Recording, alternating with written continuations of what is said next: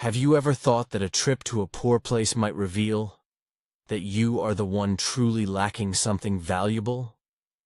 In a world filled with high walls and locked gates, who would have guessed that the truly rich are those who need no fences to feel safe, and sometimes just a few nights sleeping on straw, gazing at the stars, and chatting by a fire, can help a child teach his father a life lesson he never saw coming.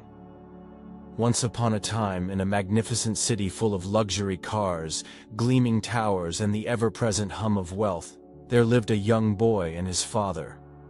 The boy grew up in a home where nothing was ever lacking. Marble floors, a private cinema, gourmet chefs, and air conditioning humming day and night. Yet within that abundance, something had been lost. Gratitude. The boy had slowly grown entitled, detached from appreciation, and numb to the joy of life's simple pleasures. One day, his father made a bold decision. "My son," he said, "it's time you learned something that no teacher or textbook can explain. We're taking a journey, not to another city, but to a different world." The boy didn't quite understand, but he trusted his father and agreed to go. They packed only the bare essentials, no electronics, no luxuries, no credit cards, and set off into the countryside. Their destination, a humble farm where a man lived a modest life, yet was said to carry more joy in his heart than many who owned mansions.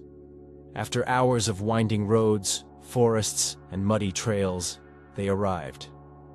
The boy stepped out, wrinkling his nose at the earthy smell, and looked curiously at the small wooden house nestled between fields, animals, and endless skies. The days that followed were unlike anything the boy had ever known. They rose with the sun, fed animals, harvested vegetables, and gathered firewood. Meals were simple, cooked over wood fire, and shared with joy and laughter. At night there were no screens, just the crackling of flames and stories passed down under the stars. The boy began to notice things. He saw the farmer's family smiling often, even when tired. He tasted food that was plain, yet felt richer. He noticed how every task had purpose, how the farmer greeted every neighbor by name, and, perhaps most surprisingly, how peaceful he felt. For the first time, he felt free. After a few days, they packed their bags and headed back to the city. During the drive, the father asked, "So, what did you think of the trip?" The boy smiled. "It was the best trip I've ever had." The father nodded. "And what did you learn? Do you now understand the difference between the lives of the rich and the poor?" The boy turned toward him, eyes bright. "I learned a lot, but maybe not what you expected." "Go on," said the father, curious. "Well," the boy began, "we have one dog. They have 4. All of them loved, all loyal. We have a swimming pool that looks nice, but it feels empty.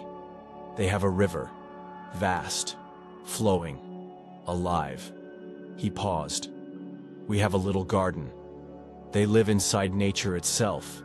Endless meadows, forests filled with birdsong, and flowers I've never seen before. Our balcony faces a skyline.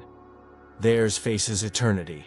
Sunsets that melt into starlight and flames that dance till dawn." The father said nothing. The boy went on, steady and sincere. "We buy our food. They grow it with their own hands. We surround our house with fences to feel safe. Their land is too big for fences. And even if they could, they don't need them. Their neighbors protect one another. We have everything, but somehow, they lack nothing." He turned back to the road ahead, his face calm. "And so, Father, thank you.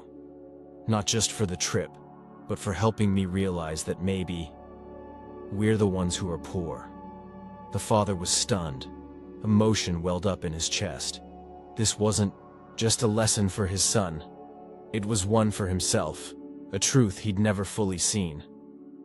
As the city skyline came back into view, he understood. True wealth isn't found in things. It's found in meaning, in how deeply we live, how freely we give, and how richly we connect with others. Dear friends of Golden Bell Dharma, in this life, we often chase after wealth, thinking it will bring us peace. But perhaps peace has nothing to do with how much we own, and everything to do with how we live. So the next time you feel like something's missing, pause. Ask yourself, what does it truly mean to be rich? And remember, the richest hearts are often found in the humblest of homes. If this story touched you, let it touch others too. Please like, share, and subscribe to Golden Bell Dharma. May your heart be rich in kindness, gratitude, and presence. Stay blessed.